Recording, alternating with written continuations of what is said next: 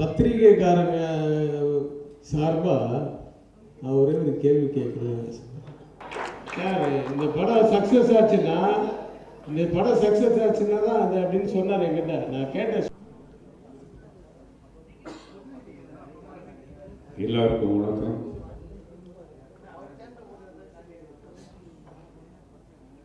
அதாவது அந்தகன் படம்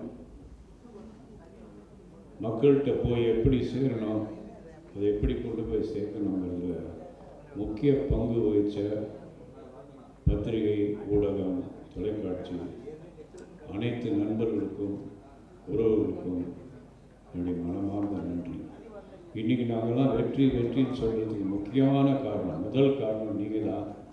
நீங்கள் எழுதின அந்த ரிவ்யூஸ், நீங்கள் பாராட்டின அந்த படத்தை பற்றி பாராட்டினது, இது எல்லாமே தான்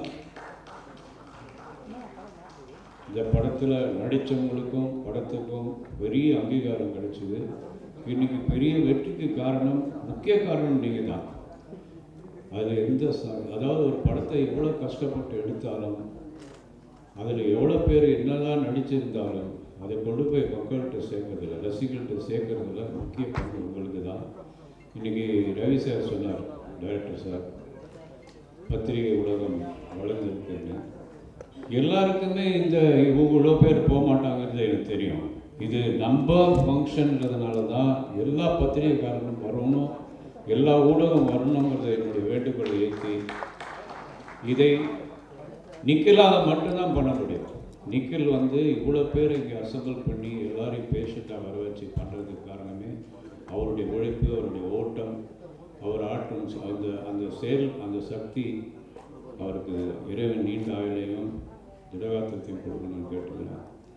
அடுத்ததாக நான் இந்த படத்தில் நடித்த எல்லாருக்கும் அவங்க இதில் அவங்க எல்லாமே கைதேர்ந்த நடிகர்கள். இப்போ நீங்கள் செம்மலர் பார்த்தீங்கன்னா ஒரு சின்ன கேரக்டர், அந்த பையனுடைய அம்மாவாக நடிச்சிருக்கு. ஒரு யூனிவர்சிட்டி பாய் ஒருத்தர் இருப்பான், அவனுக்கு மதராக நடிச்சிருக்கு. அதனுடைய டைலாக் டெலிவரி பார்த்தீங்கன்னா ரொம்ப ஒரு எக்ஸ்பீரியன்ஸ்டு, ஒரு 20-30 படம் பண்ண எக்ஸ்பீரியன்ஸில் பேசுவாங்க. இல்லையடா இப்படி தான் இங்கே வச்சேன்டா, அந்த சொல்கிற அந்த ஸ்லாங்கு, அந்த ஸ்டைல் எல்லாமே ரொம்ப நல்லாயிருக்கும். அதே மாதிரி சின்ன சின்ன கேரக்டர் பண்ணது கூட பெரிய பெரிய ஆர்டிஸ்டாக யூஸ் பண்ணணும் அந்த படத்தில். இப்போது நம்மளோட இன்றைக்கி மனோபாலா சார் இல்லை. இந்த படத்துக்கு மெயினாக அதாவது ஆடியன்ஸ் ரொம்ப ரசித்து சிரிக்கிற இடம் எல்லாமே மனோபாலா சாருடைய டைலாக்ஸும் இந்த டைலாக் டெலிவரியும். இதுக்கு அடுத்ததாக வனிதாவுக்கு எனக்கு அதை காசு பண்ணும்போதே தெரியும், இந்த கேரக்டரை இதை தவிர வேறு யாராலும் பண்ண முடியாது. எங்கள் ஆஃபீஸ்க்கு என்னை மீட் பண்ணும்போது நான் சொன்னேன்னா, இந்த கேரக்டர் நான் வேறு யாரையுமே திங்க் பண்ணல, ஒன்று தான் முதல்ல கூப்பிட்டு பண்ண வைக்கிறேன் அப்படிங்கும்போது அதை நம்பலை. சரி, ஏதோ எல்லோரும் எல்லா இண்டஸ்ட்ரியில் ஏதோ சொல்கிற மாதிரி இவரும் ஏதோ சொல்ல நினச்சி நம்பவே இல்லை. ஆனால் அதே மாதிரி செட்டில் அது பண்ண பர்ஃபார்மன்ஸ், நான் தேட்டரில் அது வரும்போது இந்த 16 முட்டை சார் ரவி சார் சொன்ன மாதிரி இந்த 16 முட்டையெல்லாம் போட்டு கலக்கி முட்டை கடைக்காரன்னு சொன்னது, இதெல்லாம் அந்த கோவத்தோடு நடிக்கிறது, அந்த எமோஷன் காட்டுறது, பாசம் காட்டுறது, இதெல்லாமே ரொம்ப அழகாக நடிச்சது. அதுக்கு இந்த படத்தின் மூலயமா மிகப்பெரிய பட வாய்ப்புகள், நிறைய வாய்ப்புகள் வரும். நல்ல படங்களாக நல்ல படங்கள் நடிக்கணும்னு நான் கேட்டுக்கிறேன். அதே மாதிரி ஒவ்வொருத்தரும் சொல்லிட்டே போகலாம். இதில் யார் இதில் இருந்தாலும் அவங்களுடைய பங்கு மிகப்பெரிய பங்கு. இப்போது பிரியாணி, அந்த கேரக்டருக்கும் ஒரு க்யூட்டான ஒரு கேர்ள் தேவைப்பட்டது. அது ரொம்ப நேச்சுரலாக, ரொம்ப அழகாக ஒரு அதாவது ரியலிஸ்டிக்கான ஒரு பொண்ணாக இருக்கணுன்ற மாதிரி நினச்சி தான் பிரியாணி நிறைய நாள் பேசிகிட்டே இருப்பேன் இந்த படத்தை பற்றி. ஆனால் என்றைக்குமே நான் சொன்னதில்லை, நீ தான் பண்ண போகிறது. அதுக்கிட்ட நிறைய சஜஷன் கேட்பேன். ஆனால் இந்த கேரக்டர் யார் பண்ணலாம், அந்த கேரக்டர் நான் பண்ணுறேன்னு அது என்றைக்குமே சொன்னதே கிடையாது. ஆனால் ஒரு நாள் இதுதான் இந்த கேரக்டர் பண்ணேன்னு சொல்லும்போது அதே கொஞ்சம் ஷாக்கு. அப்புறம் வந்துச்சு, நான் நினச்ச மாதிரியே ரொம்ப அழகாக, ரொம்ப க்யூட்டாக, ஒரு ஷாட்லேயுமே அதனுடைய சிரிப்பு, அதனுடைய நடிப்பு, டைலாக் டெலிவரி. தமிழ் பொண்ணு வேறு, மாயவரம் அழகாக ஆக்ட் பண்ணி அந்த கேரக்டருக்கு ஒரு பெரிய சப்போர்ட் பண்ணது. அதுக்கு ரொம்ப தேங்க்ஸ். அதே மாதிரி பெசன்ட் நகர் ரவி, பெசன்ட் நகர் ரவின்னு தான் தெரியும் எனக்கு. நாங்கள் பாக்ஸ் பண்ண காலத்துலேருந்து நான் பாக்ஸாக இருக்கும்போது அவரும் எங்கள் குருநாதருக்கு தான் பாக்ஸிங் பண்ணார். அது பெசன்ட் நகரில் தான் நல்லா பண்ணதுனால அவருக்கு அந்த பேர் பெசன்ட் ரவி. நான் எந்த படம் பண்ணாலும் அவர் இல்லாமல் பண்ண மாட்டேன். ப்ரொடியூஸ் பண்ணாலும் சரி, டைரக்ட் பண்ணாலும் சரி, ரவி இந்த படத்தில் இருப்பார். இந்த எந்த கேரக்டர் இவரை பண்ண வைக்கலாம்னு யோசித்து கடைசியில் அந்த முயல் சுடுற அந்த கதையில் அவர் நடிச்சிருப்பார். ரொம்ப தேங்க்ஸ் ரவி, நல்லா பிரமாதமாக பண்ணுங்க. அதே மாதிரி இதில் வந்து எல்லாம் சொன்னாங்க, ஒரு டைரக்டர் வந்து அப்பா பிள்ளைக்கு படம் எடுக்கும்போது சன்னை வந்து ஃபைட் பண்ண வைக்கணும், நல்லா தெரிஞ்ச ஒரு ஆர்டிஸ்ட் அவரை ஃபைட் பண்ண வைக்கணும், பாட்டு பாட வைக்கணும், ஒரு டூயட் எடுக்கணும் அப்படிலாம் சொல்லியிருக்கலாமே, ஏன் இதெல்லாம் பண்ணலைன்னு. ஆனால் நான் வந்து எல்லா ஆர்டிஸ்ட்டுமே ஒரு ஸ்கோப் கொடுப்பேன்னு நினச்சேன். அதில் வந்து முதல்ல இந்த படத்தை வந்து ஜெயம் ராஜாவை தான் நான் வந்து டைரக்ட் பண்ண சொல்லி கேட்டேன். அவரோட ஒரு 3 மாதம் ட்ராவல் பண்ணோம். அதுக்கப்புறம் திடீர்னு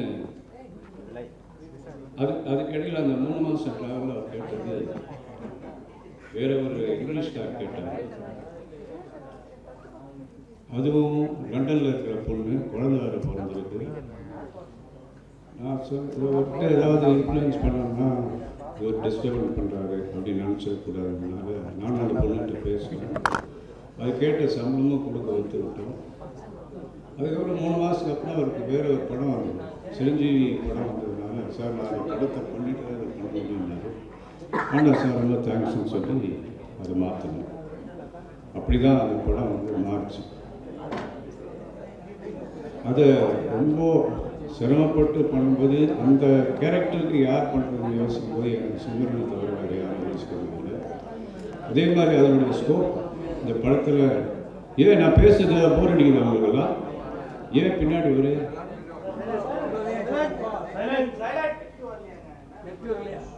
அதே மாதிரி சிம்ரன் வந்து இந்த படத்தில் ஒரு மிகப்பெரிய சப்போர்ட் இந்த படத்துக்கு, அந்த கேரக்டருக்கு ஒரு பெரிய லைஃபு. அதனுடைய எக்ஸ்பீரியன்ஸ் எல்லாம் இந்த படத்தில் போட்டு தமிழை வந்து அழகாக புரிஞ்ச ஒரு பொண்ணு. இன்றைக்கி இன்னும் அழகாக தமிழ் பேசுது. எனக்கே ஆச்சரியமாக இருக்குது. இவ்வளோ தமிழை வந்து அது கற்றுக்கிட்டது ஒரு அப்ரிஷியேட்டிவ் ஒரு விஷயம்.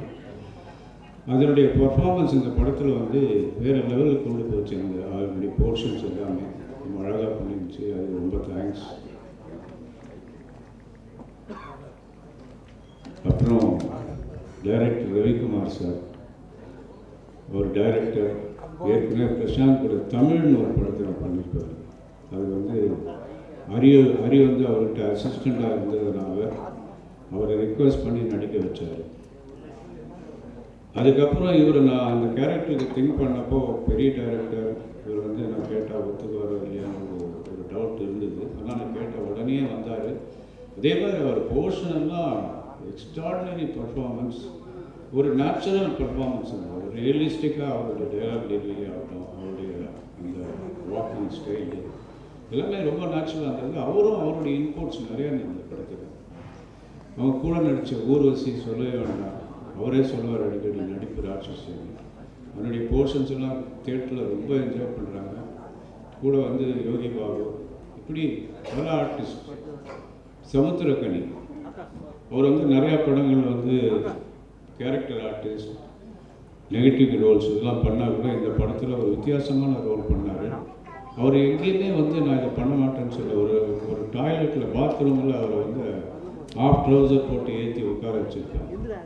அதெல்லாம் வந்து அவர் யோசிக்கவே இல்லை. என்ன சொன்னாலும் கேட்டார், என்ன செய்ய சொன்னாலும் செஞ்சார். அவருக்கும் இந்த சக்ஸஸ் பார்ட்டி மூலமாக என்னுடைய நன்றிகளை தெரிவிச்சுக்கிறேன். ரவிக்குமார் சாருக்கு என்னுடைய மனமார்ந்த நன்றி. நீங்கள் வந்து இந்த படத்தில் நடித்து இந்த படத்தை வேறு லெவலுக்கு கொண்டு போனதுக்காக நான் உண்மையிலேயே ரொம்ப சந்தோஷப்பட்டேன். நன்றி.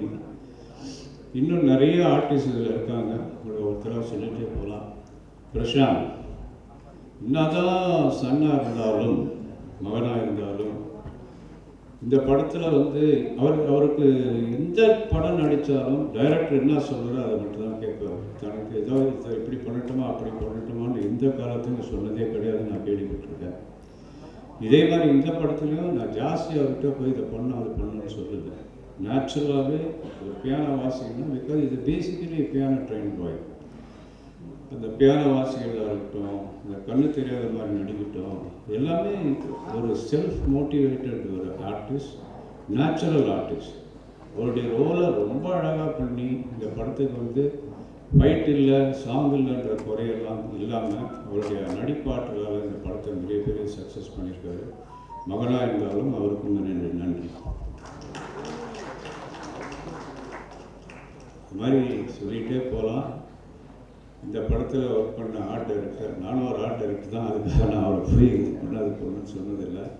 பிரமாதமாக செட்டு, ஒவ்வொரு செட்டையுமே அவர் வந்து டே அண்ட் நைட்டு பார்க்காம வந்து ஒர்க் பண்ணி பெரிய லெவலில் பண்ணார். செந்தில் ராகவன், அவருக்கு என்னுடைய நன்றி வாழ்த்துக்கள்.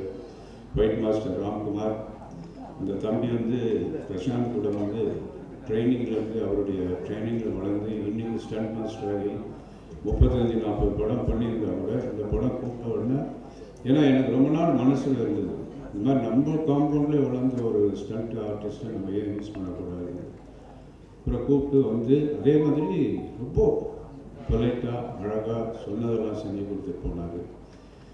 ஒவ்வொரு டெக்னீஷியனுமே, சவுண்ட் இன்ஜினியர் லக்ஷ்மி நாராயண் ஆகட்டும், எடிட்டர் ஆகட்டும், காஸ்டியூம் டிசைனர்ஸ், எங்களுடைய production executive Anand, production manager, அப்புறம் என்னுடைய அசிஸ்டன்ட் டைரக்டர்ஸ் என் கூட ஒர்க் பண்ணவங்க, அசோசியேட் டைரக்டர், அவங்க எல்லாருக்குமே இந்த ஃபங்க்ஷன் மூலிமா என்னுடைய நன்றிகளை தெரிவிச்சுக்கிறேன். அப்புறம் முக்கியமாக சொல்லணும்னா, இந்த படத்தினுடைய மெயின் ஹீரோ யாருன்னா ரவி யாதவ். அவருடைய கேமராவில் இந்த படத்தை வந்து வேறு லெவலுக்கு கொண்டு போய் எல்லாரையும் பார்க்குற மாதிரி பிரமாதமாக பண்ணி ஒரு நியூ டெக்னாலஜி இந்த படத்தில் அடாப்ட் பண்ணார். அதுதான் பார்க்குறவங்களை ஈர்க்கிற மாதிரியான ஒரு விஷயம். பார்க்குறவங்களை கவர்ந்து இந்த படம் வந்து கிளாஸியாக இருக்குது, ரொம்ப அழகாக இருக்குன்னு சொல்கிறதுக்கு காரணம் ரவி. அப்புறம் ஒரு சாங் வந்து நாங்கள் ராக் ஸ்டார் அனிருத்தை வச்சு பாட வச்சோம். அது கூட வந்து மக்கள் செல்வன் விஜய் சேதுபதி அவர் அந்த பாட்டை பாடிப்பார். இந்த சாங்கை யாரை வச்சு கொரியோகிராஃப் பண்ணலாம்னு நினைக்கும் போது பிரபுதவாட்ட கேட்டேன், நீங்கள் இந்த சாங்கை கான்செப்ட் பண்ணி இதை கொஞ்சம் பண்ணி கொடுங்கன்னா அவரும் வந்து ஒத்துக்கிட்டார். ஆனால் சம்பளம் வாங்க மாட்டேன்னு நான் மறுத்துட்டார். அவருக்கு அசிஸ்டண்ட்டாக ஸ்டாண்டியை வச்சுக்கிட்டு இந்த பாட்டை வந்து கர்நாடகா சாங் வந்து மிகப்பெரிய இன்னைக்கு வந்து ஒரு வைரலாக போயிட்டு இருக்க சாங். அவங்க எல்லாருக்குமே நான் நன்றி சொல்லிக்கிறேன். அதே மாதிரி மறுபடியும் சொல்கிறேன், இன்றைக்கி நம்ம சக்ஸஸ் பார்ட்டி நடத்துகிறோன்னா அதுக்கு மெயின் காரணமே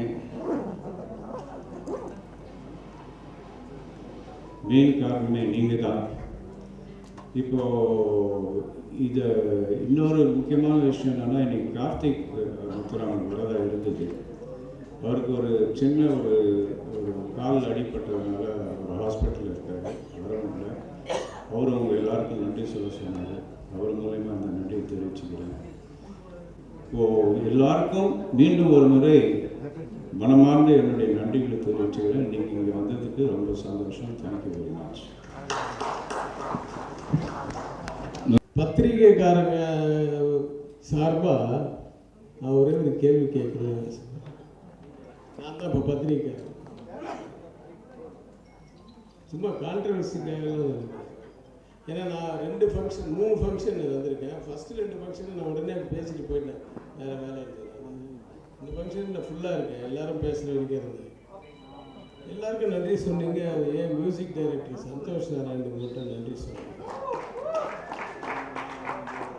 இல்லை, எனக்கு ஒரு கேள்வி தான், ஏன் சொல்லுங்க. நல்லா தானே போய்கிட்டு இருக்கலாம்.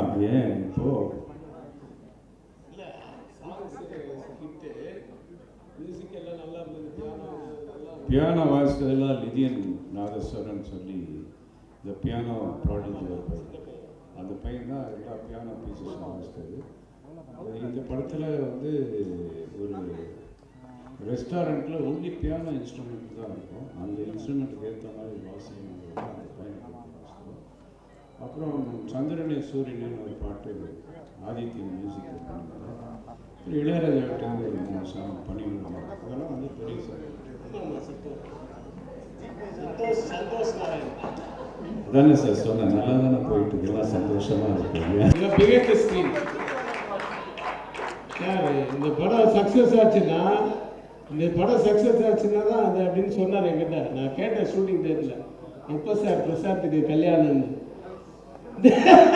சொல்லுங்க சார், படம் சக்ஸஸ் ஆயிடுச்சுல்ல.